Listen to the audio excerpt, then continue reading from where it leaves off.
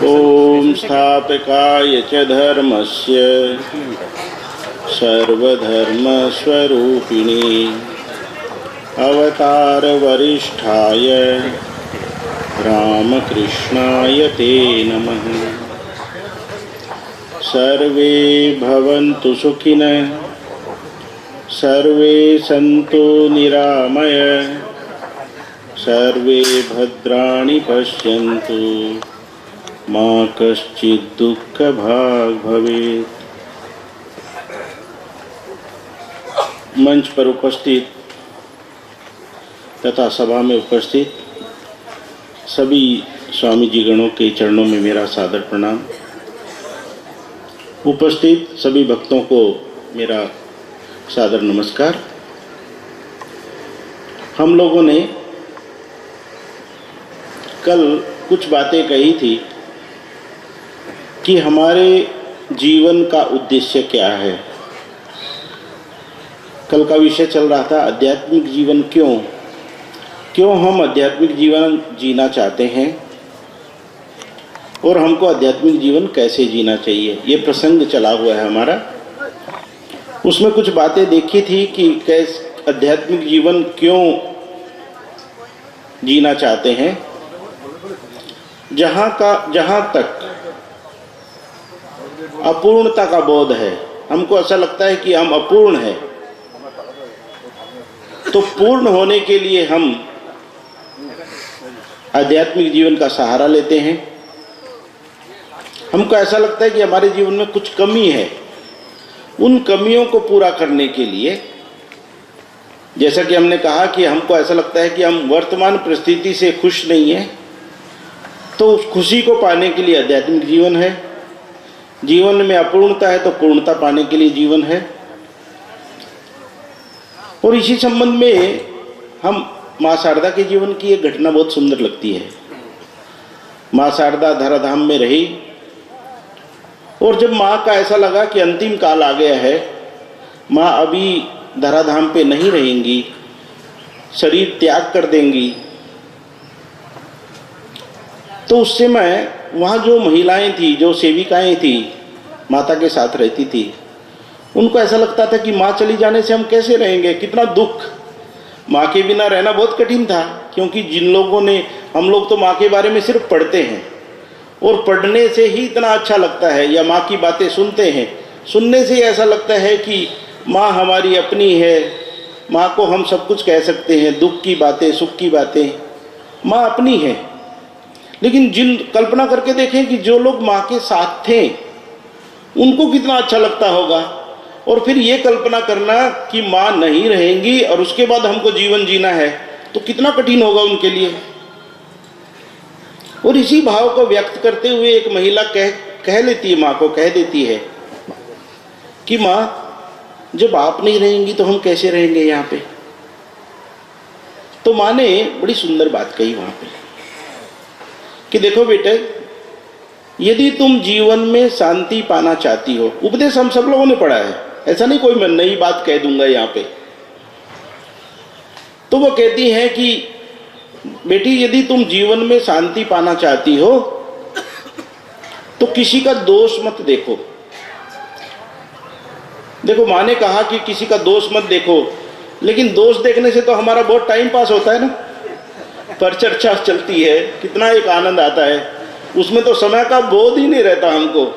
अरे अभी तो बैठे थे पर चर्चा करने के लिए, अभी 1 घंटा हो गया, ऐसे एक भाव आता है, टाइम कटता है। लेकिन माँ पहले से मना करती है। माँ कहती है कि यदि जीवन में शांति पाना चाहती हो तो किसी का दोष मत देखो। तो दोष नहीं देखें तो क्या करेंगे? दोष यदि देखना हो तो अपना दोष देखो। अपने अंदर भी तो कमियां हैं ना, ऐसा थोड़ा हम पूर्ण हैं, हम भी कमियों से भरे हुए हैं। और यदि हम अपने दोष देखेंगे तो उन दोषों को हम दूर भी कर सकते हैं। हम लोग क्या करते हैं? अपने दोष छुपाते हैं, दूसरों को दोष प्रकट करने की कोशिश करते हैं और दोषों से और भरते हैं अपने को। तो माँ उल्टा कहती है। माँ कहती है कि बेटी, यदि जीवन में शांति पाना चाहती हो तो किसी का दोष मत देखो, और दोष यदि देखना हो तो अपना दोष देखो। और फिर इसके बाद इंपॉर्टेंट बात कहती है माँ माँ कहती हैं कि इस जगत में कोई भी पराया नहीं है, कोई भी गैर नहीं है, दूसरा नहीं है, सब अपने हैं। माँ कहती है इस जगत में कोई भी पराया नहीं है, सबको अपना बनाना सीखो। अच्छा, ये दोष दर्शन हम किसका देखते हैं? अपना दोष नहीं देखते, अपनी संतान का दोष नहीं देखते, अपने रिश्तेदार का दोष नहीं देखते। जो अपना है उसका दोष हम नहीं देखते। दोष कभी भी जब देखा जाता है तो पराये का देखा जाता है। मान लो एक जज है, इतने लोगों को वो दंड देता है और एक दिन ऐसा आता है कि उसी प्रकार का अपराध उसी का स्वयं का लड़का कर देता है, तो जज उसको दंड नहीं देता। जज कहता है नहीं, बच्चे ने अपराध किया ठीक है, लेकिन एक बार इसको सुधरने का चांस दिया जाए, एक सुधरने का मौका दिया जाए। क्यों ऐसा लगता है? क्योंकि दूसरे लोग पराये थे, उनके लिए दंड विधान है, उनके लिए जज को दया नहीं आती है, भावना नहीं होती है। लेकिन जब अपना लड़का है, ये मेरा है, मेरा होने से उसको दंड नहीं, उसको कहते हैं कि मानवता की दृष्टि से इसको सुधार घर भेज के इसको एक अवसर देना चाहिए, ये सुधर जाएगा। तो माँ यही कहना चाहती है कि अपने आदमी का दोष नहीं देखा जाता, अपने शरीर का दोष नहीं देखा जा सकता है। हम कितने भी अच्छे रहें, बुरे रहें, रूपवान रहें, कुरूप रहें, अपना सब अच्छा लगता है, अपना बेटा अच्छा लगता है। और मान लो कभी कभी ऐसा होता है कि मान लो मेरे हाथ में कुछ ऐसी बीमारी आएगी जो देखने से खराब लगती है, तो मैं हाथ को कटवा नहीं देता हूँ। लोग कह रहे हैं कि स्वामी जी आपका हाथ अच्छा नहीं लग रहा है, आप इसको कटवा दीजिए। लेकिन मैं क्या कहता हूँ कि नहीं, इसका ट्रीटमेंट कराएंगे, इसको ठीक कराएंगे। तो माँ यही बात कहना चाहती है, यदि जीवन में शांति पाना चाहती हो तो किसी का दोष मत देखो। अच्छा, माँ ने क्या ऐसा किया है? माँ का पूरा जीवन ही ऐसा गया है। आप सभी लोग जानते हैं कि यहाँ अमजद जो है इतना बड़ा डाकू था, और डाकू भी कैसे बना है? क्योंकि वो तूत का काम करते थे, कपड़े बनाते थे रेशम के, और अंग्रेज, क्योंकि यहाँ अंग्रेजों का शासन था, तो अंग्रेजों ने क्या किया कि इंग्लैंड से कपड़े मंगाने शुरू किए, तो इनका धंधा बेचारों का ठप हो गया। माँ कहती है घर पेट में अग्नि जल रही है, भूख लग रही है, पेट में अज्वाला जल रही है अग्नि भूख की, भोजन नहीं है, आदमी को खाने के लिए कुछ है नहीं, तो क्या करेगा? कुछ तो करना पड़ेगा। इसलिए उन लोगों ने चोरी की। तो चोरी करते करते करते करते जयराम वाटी पहुंच जाते हैं। हम लोग देखते हैं माँ उसको काम देती है। मैनेजमेंट में भी माँ पक्की है, बिल्कुल। जो सबसे ज़्यादा बदमाश है उसी को लीडर बना दो तो पूरी बाकी लोगों को वही कंट्रोल कर लेगा। तो माँ ने वही किया, इसी को काम दे दिया। तो इसी को काम देने से जयराम वाटी निश्चिंत हो गए। जयराम वाटी वाले बोले नहीं, अभी चोरी नहीं होगी। क्यों? अमजद ही सरदार है, यहाँ माँ का भक्त है, तो अभी बिल्कुल सबको कंट्रोल करेगा। माँ अमजद का दोष नहीं देखती। माँ अमजद के बारे में कहती है जिस प्रकार शरत मेरा बेटा है, शारदानंद जी, उसी प्रकार अमजद भी मेरा बेटा है। शारदानंद जी, माँ कहती है कि मेरा बेटा, मेरी संतान यदि कीचड़ में सन के आते हैं तो कोई भी माँ ऐसी नहीं होगी जो पहले अपने कपड़े बदले और फिर बच्चे को गोद में उठाए। नहीं, ऐसे ही उठा लेती है, क्योंकि मेरा है ना, कपड़े बाद में बदल लेंगे हम लोग, कोई चिंता नहीं। लेकिन ये घटना तो बहुत तुच्छ है। इसके बाद में जो बड़ी घटना घटती है, एक बार अमजद आया ही नहीं 2-3 महीने तक। माँ चिंतित है, क्या हुआ, अमजद आया नहीं। उस टाइम तो ईमेल नहीं है, व्हाट्सएप नहीं है, खबर नहीं दी जा सकती, पता नहीं चल रहा अमजद के बारे में। अचानक देखती है 2-3 महीने के बाद अमजद चला आता है। और चला कैसे आया? मैले कुचैले कपड़े पहना हुए है, चेहरा सूख गया है, और सिर पे टोकरी में सब्जियां, फल लेके माँ के चरणों में अर्पित करता है। माँ पूछती है बेटा इतने दिन क्यों नहीं आए, कहाँ चले गए थे? अमजद कहता है क्योंकि ये शरणागत है, सच्चा बोलता है, भगवान उसके दोष नहीं देखते। अमजद कहता है कि माँ मैंने गाय चोरी की थी, चोरी के इल्जाम में पकड़ा गया, पुलिस पकड़ के ले गई, 3 महीना जेल में डाला है। लेकिन आज मैं जेल से छूटा हूँ, और छूटने के बाद जब घर में आया घर में आने के बाद मैंने देखा यहाँ सब्जियाँ हैं, फल हैं, तो मैंने तुरंत एक नवी टोकरी गमछा खरीदा और आपकी याद आ गई। तुरंत सब तोड़ा, टोकरी में डाला और आपके चरणों में हाजिर हो गया। माँ कहती है छोड़ इन बातों को, इन बातों में क्या रखा है। लेकिन मान लो माँ की जगह हम होते तो 3 महीने का मसाला मिल जाता, पूरे गांव में फैलाते। मालूम है अमजद कहाँ गया था, चोरी किया था, ये किया था, खूब रस ले लेके बातें करते। लेकिन माँ दोष नहीं देखती। माँ कहती छोड़ इन बातों को। बोले तू ऐसा कर, नए कपड़े ले, साबुन ले, तेल ले, तालाब में नहा के आ। जब तक तू नहा के आएगा तब तक मैं खाना बना के तैयार रखती हूँ। ये माँ है। कहीं पे भी ऐसा नहीं लगता कि कोई पराया है। इसलिए माँ के जीवन में कभी अशांति है ही नहीं। माँ ने कभी भी अपने जीवन में परिस्थिति चेंज करने की कोशिश नहीं की। और माँ के संदेश देना चाहती है अमजद के माध्यम से हम लोगों को, हमारे अंदर 1000 दुर्गुण रहे, भगवान हमारे दुर्गुण नहीं देखते। भगवान देखते हैं कि ये सच्चा आदमी है कि नहीं है। क्योंकि जीव है, जीव में तो कमियां रहेंगी, दुर्गुण रहेंगे। हम नहीं अपने दुर्गुणों को हटा सकते। लेकिन जिस प्रकार अमजद अपनी गलती स्वीकार करके माँ के चरणों में आश्रय लेता है और माँ सब कुछ माफ कर देती है। कितनी बार ऐसा हुआ है, भगवान हमारे अवगुण देखते नहीं है। भगवान कहते हैं ये हमारे सम्मुख है कि नहीं है, हमारे शरणागत है कि नहीं है। और जब ये जीव भगवान के शरणागत हो जाता है, भगवान उसके सारे अवगुणों को माफ कर देते हैं। तो माँ इस माध्यम से यही संदेश देना चाहती है कि जीवन में यदि हम लोग शांति पाना चाहते तो झंझट नहीं है ज़्यादा, बस भगवान के शरणागत हो जाओ।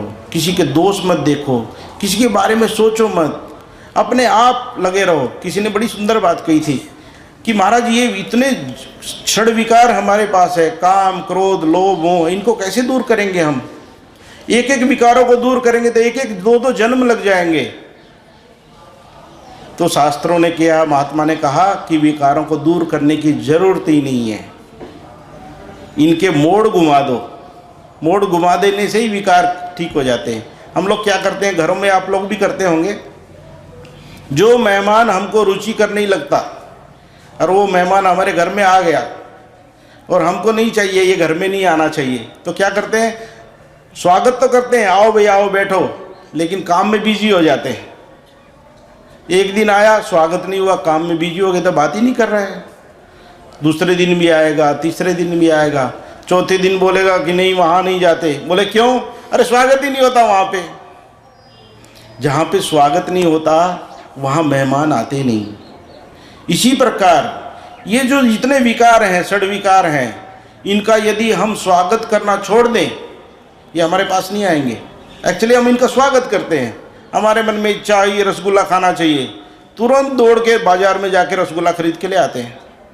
तो रसगुल्ले की वासना बढ़ती चली जाती है, कामना बढ़ती चली जाती है, क्योंकि पता है इस कामना को कि वहाँ जाने से हमारा स्वागत होगा ही होगा, हमारी कामना पूरी करेगा ही करेगा। और यदि उसकी जगह हम भगवान का नाम लेते रहें, मन में इच्छा आई रसगुल्ला खाने की, हम तो भगवान के नाम में बिजी हैं। जब हम भगवान के नाम में बिजी हैं तो रसगुल्ला खाने की इच्छा धीरे धीरे धीरे धीरे समाप्त हो जाएगी। इसलिए विकारों को हटाने की जरूरत नहीं, विकारों की उपेक्षा करने की जरूरत है। आओ ठीक है, आते रहो, लेकिन हम तुमको इंटरटेन नहीं कर रहे हैं, हम तुमको घास नहीं डाल रहे हैं, तुम आते रहो। तो इस प्रकार माँ ने हम लोगों को एक सुंदर, एक भावपूर्ण ऐसा सिखाया कि जिस प्रकार उनके शरणागत होने से, भगवान के शरणागत होने से विकारों को खत्म कर देती। तो कहने का अर्थ है कि ये ठाकुर माँ स्वामी जी का जो भाव है, उनकी शरण जो हम लेते हैं, लेकिन एक ही भगवान की कंडीशन है। भगवान कहते हैं कि मुझे छल छिद्र पसंद नहीं है, मुंह में अलग, बोलने मन में अलग, वो ठीक नहीं। जैसे हैं हम, भगवान के शरणागत हो जाएं, भगवान हमारी सेवा करते हैं। तो कल हम बात कर रहे थे मूल प्रसंग पे कि हम सब लोग आनंद चाहते हैं, सुख चाहते हैं। माँ को भी, माँ ने भी कहा कि यदि तुम शांति चाहते हो तो एक उपाय माँ ने भी बता दिया। तो हम आनंद चाहते हैं, तो आनंद हमने खोजने की कोशिश की बाहर में, आनंद बाहर में मिला नहीं। तो कल निर्णय हुआ कि आनंद हमारे अंदर में ही है। जितना हम अपने को भूलते हैं उतना ही आनंद हमको ज़्यादा आता है। खाना खाने में भी वैसे ही है, हम अपने को भूल जाते हैं इसलिए हमको आनंद आता है। घूमने में भी वही बात है और सोने में भी वही बात है। सोने में कोई व्यक्ति हमारे साथ नहीं, वस्तुएं हमारे साथ नहीं, स्थान का हमें बोध नहीं है, लेकिन उठने के बाद हम कहते हैं कि खूब मज़ा आया, आराम से सोए, सुख से सोए। तो हमारे शास्त्र कहते हैं कि यहाँ पे जब कुछ नहीं था तब भी आनंद से कैसे सोए। आनंद एक्चुअली वस्तुओं में, व्यक्तियों में, स्थानों में नहीं है, आनंद हमारे अंदर ही है। जब हमारा मन शांत हो जाता है, जब हमारे मन में कोई वृत्तियाँ नहीं रहती हैं, सुख दुख, मान अपमान, निंदा स्तुति का बोध नहीं रहता है, तभी हम आनंद में। तो शास्त्र कहते हैं इसी अवस्था को तुम जागृत में क्यों नहीं कर लेते, जगह जगाए में क्यों नहीं कर लेते। तो जागृत अवस्था, नींद की अवस्था को यदि जागृत अवस्था में परिवर्तित कर लेते हैं तो हमको प्रॉब्लम नहीं आती। मुझे एक घटना याद आ रही है कि वृंदावन में एक स्वामी जी थे। वो एक कार्यक्रम में गए, कार्यक्रम में दूसरे संप्रदाय के लोग भी आने वाले थे। तो स्वामी जी क्योंकि पहले पहुंच गए, उनका नाम था उड़िया बाबा, बड़े फेमस साधु थे, बहुत उच्च कोटि के ब्रह्मज्ञानी महापुरुष थे। तो उनको पहले स्टेज पे बैठा दिया, ऊंचे आसन पे। दूसरे संप्रदाय के लोग आए, उन्होंने कहा महाराज हमारे स्वामी जी ज़्यादा ऊंचे आसन पे बैठेंगे, इनको नीचे उतारो। उनको नीचे उतार दिया। फिर तीसरे आए, वो बोले कि नहीं इनको ऊपर चढ़ाओ, कभी ऊपर कभी नीचे, कभी ऊपर कभी नीचे। तो उनके भक्तों ने सोचा, वो भक्तों ने पूछा महाराज से, महाराज आपको खराब नहीं लगा कि आपका इतना अपमान हो रहा था, कभी ऊपर कभी नीचे? बोले नहीं बिल्कुल नहीं लगा। बोले क्यों? बोले अरे वो तो शरीर को ऊपर नीचे कर रहे थे, मैं तो शरीर नहीं हूँ, मैं तो आत्मा हूँ, आत्मा को ये ऊपर नीचे कर ही नहीं सकते। तो ऐसे आदमी को कौन दुखी कर सकता है? कोई दुखी नहीं कर सकता। तो कल हमने देखा था कि इस प्रकार जैसे हम, ये तो वेदांत का एक बोध है, लेकिन इसी बोध को यदि द्वैत में कर लें, सब जगह प्रभु खड़े हुए हैं। ठाकुर रामकृष्ण का जीवन हम देखते हैं कि एक अंग्रेज छोटा बालक त्रिभंग अवस्था में पेड़ के नीचे खड़ा है। वो तुरंत ठाकुर जी उनको प्रणाम करते हैं कि प्रभु इस रूप में खड़े हैं। लोगों ने सोचा किसको प्रणाम कर रहे हैं ठाकुर, ये तो गडरिया है, भैंस चराने वाला अंग्रेज है। ठाकुर जी कहते हैं ये भगवान खड़े हुए हैं, उनको वो भी भगवान दिख रहे हैं। तो हमने वीरेश्वरन जी महाराज की बात कही, वीरेश्वरन जी महाराज को हर भक्त में ठाकुर जी दिखते हैं। तो ये कैसा हुआ कि बोध बदलते बदलते स्वामी जी को एक स्वामी जी मिले थे, पोहारी बाबा, आप लोगों ने शायद नाम सुना होगा। खाना नहीं खाते थे, हवा पी के रहते थे। पोहारी बाबा के बारे में इतनी ऐसी अद्भुत अद्भुत घटनाएं हैं कि वहाँ पे एक बार एक कुत्ता आ गया तो वो रोटी लेके जा रहा था। बाबा जी घी का कटोरा पीछे पीछे लेके जा रहे थे। बोले अरे प्रभु घी लगा के रोटी खाओ, ऐसे सूखी रोटी खाना ठीक नहीं। लोगों ने सोचा प्रभु कहाँ है? अरे बाबा को तो ये प्रभु दिखाई दे रहे हैं, ये आए हैं सूखी रोटी लेके जाएंगे, ठीक नहीं लगेगा। एक चोर आया, चोर आके देखता है कि तसले से एक दो तसले थे बाबा जी के पास, एक तसला उठा के चोरी करके भाग रहे हैं। बाबा जी दूसरा तसला उठा के भाग रहे हैं। बोले अरे प्रभु दो तसले हैं हमारे पास, आप एक क्यों ले जा रहे हैं, दो लेके जाओ। और यही जो चोर था, बाद में स्वामी जी से उसकी मुलाकात हुई और वो इतने अच्छे साधु बन गए। तो ये जो पहाड़ी बाबा है, इनकी दृष्टि कैसी है? इनकी दृष्टि एक जैसी है कि सब में भगवान देखते हैं। तो इसमें तो न उनको चोर दिख रहे हैं, न गडरिये दिख रहे हैं, न कोई अवगुण दिख रहा है किसी में, प्रभु ही दिख रहे हैं सब जगह। और जब हम प्रभु को देखने की कोशिश करते हैं, शुरू में, अरे स्वामी जी लेक्चर में कहते हैं कि भारत में तो हर बच्चा जानता है कि सब में प्रभु हैं, फिर भी तो समस्या बनी हुई है कि नहीं? लेकिन स्वामी जी कहते हैं गाय झूठ नहीं बोलती, दीवार झूठ नहीं बोलती, आदमी झूठ बोलता है, चोरी करता है, बदमाशी करता है, लेकिन आदमी सुधर भी तो जाता है ना। जैसे जैसे प्रयास करता है सुधर जाता है। स्वामी जी एक उदाहरण देते हैं, बोले कि एक हिरण थी और एक हिरण का छोटा बच्चा उसके साथ था। दोनों जंगल में भटक रहे थे। भटकते भटकते भटकते एक जगह आ गए, थक गए थे, तो एक जगह आके बैठ गए। हिरण अपने बच्चे को कहानियाँ सुना रही थी अपने बारे में। बोले मैं ना बहुत बलशालिनी हूँ, बहुत ताकत है, मेरी भुजाएं बहुत सशक्त हैं, मैं किसी से डरती नहीं हूँ, तेज दौड़ सकती हूँ। सब अपने बारे में जितना बखान कर रही थी करते चली जा रही थी। छोटा बच्चा सुन रहा था। अचानक शेर के दहाड़ने की आवाज़ आई जंगल से। जैसे ही शेर ने दहाड़ लगाई, बड़ी हिरण भाग गई। छोटे बच्चे को पता नहीं था ये शेर की आवाज़ है, क्योंकि अभी बच्चे का शेर से साक्षात्कार हुआ नहीं था। छोटा बच्चा चुपचाप बैठा रहा वहीं पे। तो छोटे बच्चे को लगा ये मम्मी इतनी माने किसी से डरने वाली नहीं थी, बहुत शक्तिशाली नहीं थी, यार कहाँ चली गई अभी, क्योंकि शेर बहुत दूर था। अभी लौट के आई। लौट के आने के बाद बच्चे ने पूछा, अच्छा मम्मी आप तो बहुत सारी बातें अपने बारे में बता रही थी, अब एक विचित्र आवाज़ आई और आवाज़ सुन के आप भाग गई। अब मम्मी कहती है कि यही मेरे साथ समस्या है, ऐसे तो मैं बहुत ताकत वाली हूँ, है ना, लेकिन ये आवाज़ से मैं बहुत डरती हूँ। क्यों? क्योंकि ये शेर की आवाज़ है, शेर खा जाता है। तो स्वामी जी कहते हैं यही समस्या हमारे साथ है। हमने बहुत वेदांत सुना, बहुत भक्ति शास्त्र की बातें सुनी, बहुत सत्संग किया, लेकिन जो हमारे अनुकूल हैं, हमारे अनुसार व्यवहार करते हैं, जैसा हम चाहते हैं वैसा व्यवहार करते हैं, तो वो अपने हमको प्रिय लगते हैं, अच्छे लगते हैं, उनमें हमको भगवान दिखाई देता है। लेकिन प्रतिकूल वाले जो विपरीत भाव के लोग हैं, जो हमारी बातें मानते नहीं है, उनकी बातें तो हमको अच्छी नहीं लगती। तो फिर स्वामी जी कहते हैं उपाय क्या है? स्वामी जी ने कहा उपाय है, आदमी को एक आदर्श के साथ जीना चाहिए। एक आदर्श के साथ यदि आदमी जिएगा, मान लो यदि वो 1000 गलती करेगा, और जो आदमी बिना आदर्श के साथ जिएगा 50,000 गलती करेगा, क्योंकि इसके सामने एक आदर्श है ना। ये ठाकुर माँ स्वामी जी के अनुसार जीवन जीना चाहते हैं। गलतियाँ हो रही हैं, ठीक है, अभी नहीं सुधर रहे हैं, हम धीरे धीरे प्रयास कर रहे हैं। तो हमको बार बार प्रयास करना पड़ेगा। और प्रयास में सबसे पहले है पहली भक्ति। महाराज कह रहे कि पहली भक्ति सत्संग।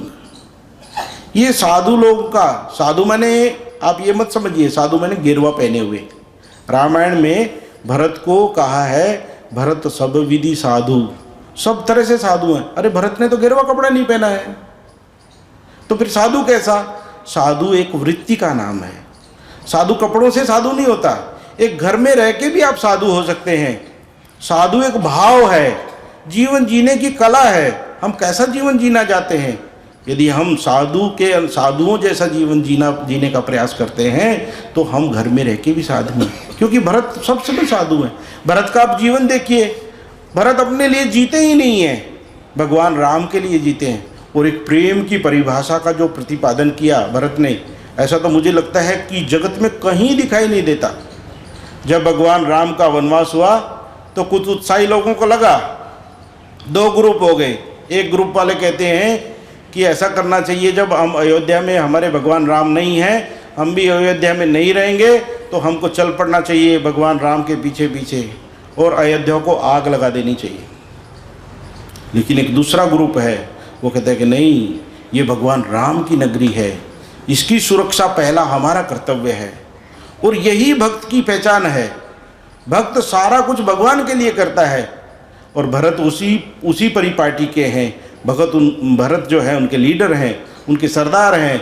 वो कहते हैं कि नहीं, पहले अयोध्या की सुरक्षा इम्पोर्टेंट है, और अयोध्या की सुरक्षा करने के बाद वो कहते हैं कि अभी हम भगवान को लेके आएंगे।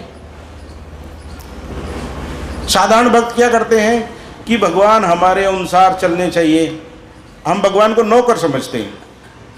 मंदिर में जाएंगे, क्या बोलते हैं, भगवान ये दे दो, ऐसा कर दो, ऐसा कर दो, ऐसा कर दो, ऐसा भगवान से काम कराने की कोशिश करते हैं, ये करो ये करो। मुझे स्मरण आ रहा है कि एक सज्जन थे, उनकी 2 बेटियां थी, और अचानक देख रहे हैं बाहर बादल एकदम गरज रहे हैं, वर्षा हो जाएगी ऐसा लग रहा है।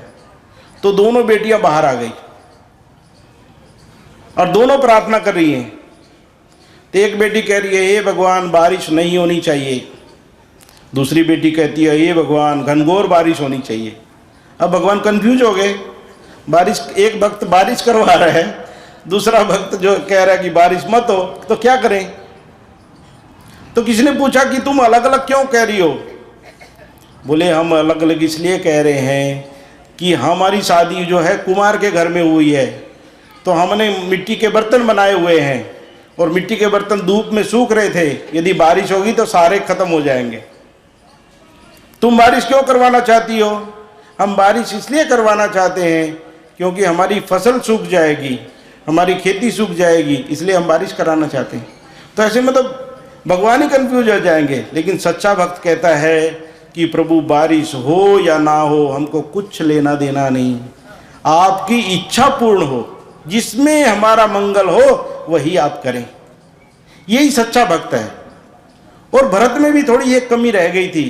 भरत भी चाह रहे थे कि भगवान राम वनवास छोड़ के वापस अयोध्या में लौट जाएं, और गए भी इसीलिए थे कि भगवान को वापस सारी मुकुट सामग्री पूजा की सब कुछ लेके गए, और ऐसा लग रहा था कि हम वापस भगवान को लौटाएंगे। लेकिन वहाँ पे एक प्रेम की विचित्र घटना घटी, बहुत अद्भुत लगता है। सच्चा प्रेम वही है। वहाँ पे कहते हैं कि वहाँ पे राजा जनक आ गए। राजा जनक भी असमंजस में पड़ गए, क्योंकि भगवान के प्रेम ऐसा है कि भगवान भी चिंतित हो गए हैं। भगवान जब चिंतित हुए भरत को देख के कि भरत पूरी सामग्री लेके आया है, शायद भरत मुझे वापस लेके जाएगा, तो लक्ष्मण ने पूछ लिया कि भगवान आप क्या डर गए हैं? बोले मैं डरा नहीं हूँ। बोले उदासी लग रही है। बोला उदासी सिर्फ एक बात की है, बात यह है कि भरत मेरा अनन्य भक्त है, उसने आज तक मेरे से कुछ नहीं मांगा है। यदि आज भरत कहेगा कि राम भैया वापस चलो, तो मुझे वापस जाना पड़ेगा। मैं ये उसकी बात टाल नहीं सकता, लेकिन फिर भी मुझे पूर्ण विश्वास है कि शायद भरत नहीं कहेगा। लेकिन भगवान उतना भी करने के लिए तैयार है, ऐसा लगता है। लेकिन यहाँ पे तो जनक जी हैं, वहाँ पे ज्ञानी नाम, वो तो ज्ञानी भी हैं, भक्त भी हैं, कर्मी भी हैं, सब कुछ है जनक। तो जनक जी उसका निर्णय करेंगे। उन्होंने भरत को बुलाया और भरत को कहा, अच्छा भरत एक बात बताओ। क्या बात है? अच्छा तुम भगवान राम से प्रेम करते हो? बोला हाँ। तो भगवान राम के लिए तुम क्या कर सकते हो? जैसा सब कुछ रटा रटा है, हम लोग भी बोलते हैं कि भगवान के लिए तो हम अपने प्राणों की बलि दे सकते हैं। तो जनक जी कहते हैं प्राणों की बलि देना आसान है, लेकिन हम जिससे प्रेम करते हैं कभी कभी उसके लिए जीना बहुत कठिन हो जाता है। और यही बहुत इंपॉर्टेंट है। हम लोग आज सो कॉल्ड प्रेम में है। प्रेम माने क्या? हमारे अनुसार चलो, हमारे अनुसार खाओ, हमारे अनुसार बैठो, हमारे अनुसार उठो, सब कुछ जब हमारे अनुसार सारी चीज़ होता है, ऐसा लगता है कि हमारा प्रेम चल रहा है। लेकिन सच्चा प्रेमी कहते हैं, जनक जी कहते हैं कि सच्चा प्रेम कौन सा है? कि जिससे हम प्रेम करते हैं वो किस में खुश हैं। क्या आपने सोचा है भगवान राम किस में खुश रहेंगे? अयोध्या जाने में खुश रहेंगे या वन में रह के खुश रहेंगे? तो राजा जनक कहते हैं भगवान राम से ही पूछ लो कि उनकी खुशी किस में है। और तो भगवान राम कितनी सुंदर बात कहते हैं कि भरत जो साम्राज्य तुम मुझे देने आए हो मैं उसको स्वीकार करता हूँ। तो सारे लोग घबरा गए, बोले यहीं राम अवतार खत्म हो गया, क्योंकि भगवान राम वापस जा रहे हैं, राज्य स्वीकार कर लिया है। लेकिन भगवान राम बहुत चालाक है। भगवान राम कहते हैं मैं राज्य तुम्हारा स्वीकार करता हूँ, ये बात ठीक है, लेकिन मेरी एक छोटी सी बात तुम मान लो। बोले क्या बात है? ये 14 साल के लिए जो साम्राज्य है ना, ये तुम रख लो, ये मेरी सेवा के रूप में मैं तुमको दे रहा हूँ कि 14 साल तक तुम संभाल लो इसको, और 14 साल के बाद मैं अपना साम्राज्य वापस ले लूँगा। क्यों? क्योंकि तुम मुझसे प्रेम करते हो और मुझे खुश देखना चाहते हो। ये प्रेम की सही परिभाषा है। और फिर जब भरत चले जाते हैं तो भरत से पूछा गया कि भरत ये साम्राज्य आप कैसे संभालते हैं? बोले तो भगवान राम का है, मेरा नहीं है। मैं क्या हूँ?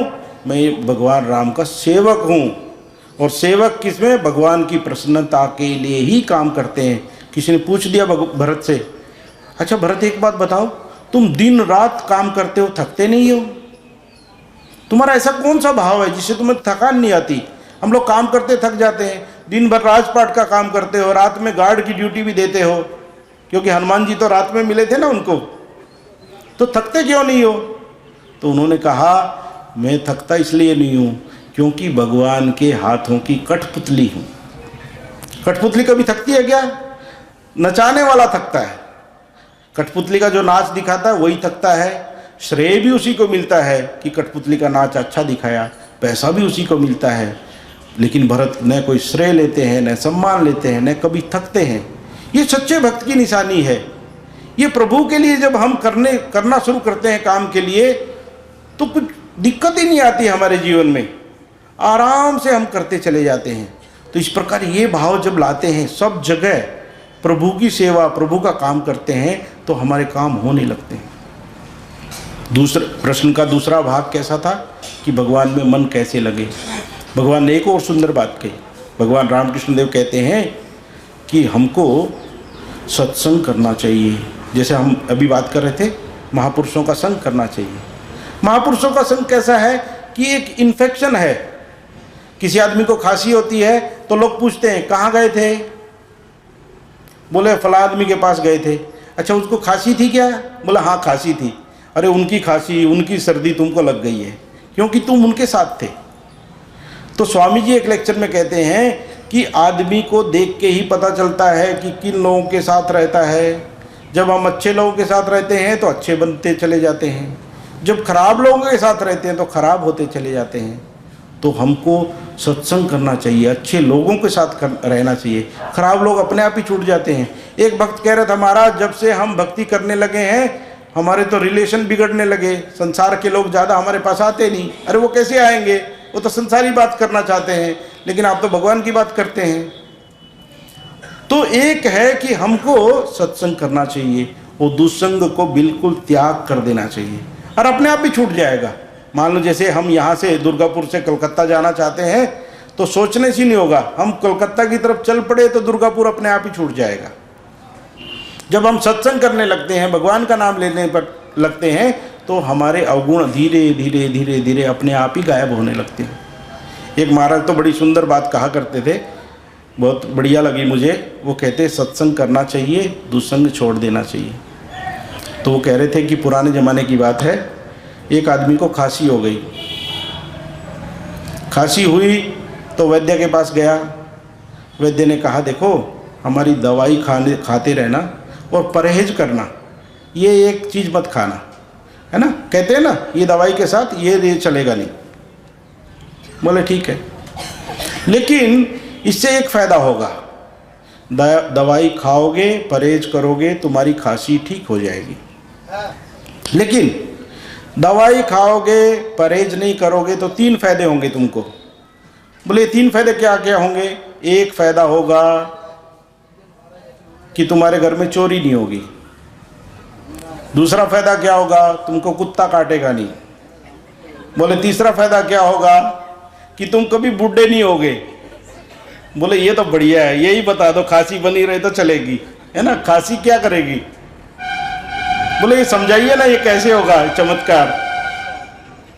तो उन्होंने कहा बात ऐसी है कि तुम दवाई तो लेओगे, परहेज नहीं करोगे तो तुम्हारी खांसी बढ़ती चली जाएगी। जब खांसी बढ़ेगी, रात भर खांसते रहोगे, तो जब चोर आएगा, चोर देखेगा ये आदमी तो जग रहा है, तो चोरी करेगा नहीं, तो घर में चोरी नहीं होगी। दूसरी बात है, खांसते खांसते तुम इतने कमज़ोर हो जाओगे कि बिना लाठी के चलोगे नहीं। हाथ में लाठी रहेगी तो कुत्ता काटेगा नहीं, तुम्हारे पास में नहीं आएगा। और तीसरी बात है कि तुम खांसते खांसते कमज़ोर होते होते भरी जवानी में मर जाओगे, बूढ़े हो गए नहीं। तो कहने का अर्थ ये है, वो कहना चाह रहे हैं कि हम सत्संग नहीं करके, हम साधना तो कर रहे हैं, दवाई तो खा रहे हैं रोज रोज, लेकिन दवाई खाने के बहुत लोग आते हैं ना, महाराज इतने साल से जब ध्यान कर रहे हैं, किचु अच्छे ना, है ना, मने अच्छे मंत्री भूल बाल अच्छे। सेटा नहीं, तो शास्त्र कहते हैं मंत्र ठीक है, हम मंत्र का अभ्यास भी कर रहे हैं, लेकिन परहेज नहीं कर रहे हैं। जो मंत्र जब भी कर रहे हैं और जो पहले चीज़ें कर रहे थे वही करते चले जा रहे हैं। अरे वही चीज़ें करते रहोगे तो फिर कैसे मंत्र का फल मिलेगा नहीं हमको। तो इसलिए शास्त्र, संत, महापुरुष बार बार कहते हैं भगवान का नाम लो और ये झंझट छोड़ दो। अपने आप भी छूट जाएंगे और धीरे धीरे हम छोड़ने का प्रयास करेंगे तो छूट जाएंगे। तो भगवान के नाम में एक अद्भुत चमत्कार है। सारी बीमारियों की एक ही दवाई है, एकमात्र भगवान का नाम। और कलयुग में तो बड़ी साधनाएं हम कर ही नहीं सकते, बस राम राम राम राम रटते रहें, हम बिजी रहें। किसी ने कहा कि महाराज इतना आजकल तो समय नहीं मिलता। अरे ये बकवास है, समय नहीं मिलता। मान लो कोई आदमी बीमार हो जाए और उसकी बीमारी में क्या है, एक ऐसी दवाई हो जो उसको सवेरे उठ के खानी हो, और उसका जॉब कैसा है, ट्रैवलिंग वाला है, एक स्थान से दूसरे स्थान। तो जब बैग सजाएगा, रेडी करेगा, तो क्या रखेगा, सबसे पहले दवाई रखेगा, क्योंकि दवाई सबसे इम्पोर्टेंट है। दवाई नहीं खाने से मुश्किल हो जाएगा, क्योंकि दवाई नहीं खाने से मर जाना पड़ेगा। और जब वहाँ सवेरे उठेगा, पहला काम नहाना धोना बाद में, पहले दवाई खा लो भाई उठ के, वो भूलेगा नहीं कभी भी। क्यों? तो पता है बिना दवाई के हमारा जीवन चलेगा नहीं। जिस दिन हम दवाई नहीं खाएंगे उस दिन मर जाएंगे। लेकिन इसी प्रकार हमको अपने जीवन में संकल्प लेना चाहिए कि भगवान का नाम भवरोग की एक दवाई है, और ये दवाई सवेरे उठ के पहले यही खानी है। पूरा जीवन अच्छा चलेगा, पूरा दिन अच्छा चलेगा। इस प्रकार हम भगवान का नाम लेते रहें, भगवान का स्मरण करते रहें। और भगवान जानते हैं ना कितना इनसे होगा, है ना। अब संसार के इतने झंझट लगेंगे, सब समय नहीं हो रहा है तो नहीं हो रहा है, भगवान ये भी तो समझते हैं। तो इसलिए भगवान का नाम लेते रहें। मैं भगवान के चरणों में प्रार्थना करता हूँ कि हम लोग इसी प्रकार भगवान का स्मरण करते हुए अपना जीवन व्यतीत करें। धन्यवाद।